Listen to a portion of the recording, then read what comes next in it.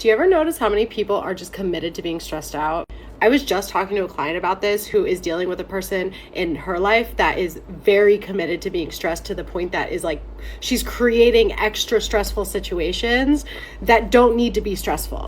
And then people like that, you'll notice because they're so dysregulated in their body, they will get frustrated or even more stressed out if they perceive that they are not getting you stressed out with them.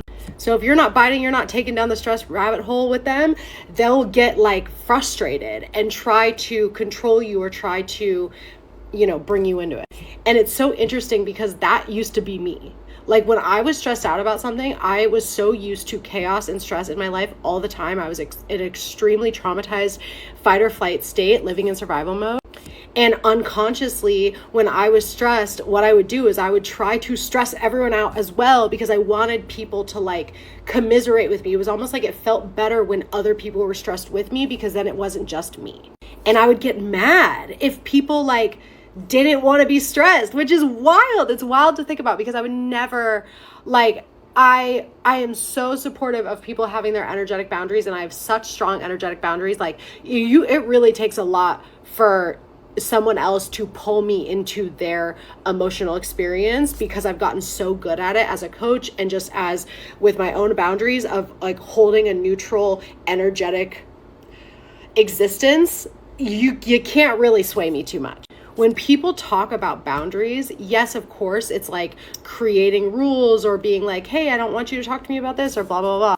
But the bigger thing with boundaries is learning how to stay steady and stay neutral when other people are trying to bring you into their emotional experience. That's a true boundary. It's what's within you, what you're willing to be pulled into by another person. I think it's also just a sign of like how far you've come when you can recognize that someone else is committed to being stressed and committed to having this experience, and you can actively say, that's not for me. There's nothing inherently bad about that person. And if you're that person that like you always feel like you need to be stressed out, there's nothing inherently wrong with this. It's likely just a product of you being in fight or flight and having extremely dysregulated nervous system. So awareness is key, right? But if you're watching other people like experience that and you want to help them, you have to recognize that the people who are going through this, who are so committed to stress, they have to choose that they want a different experience.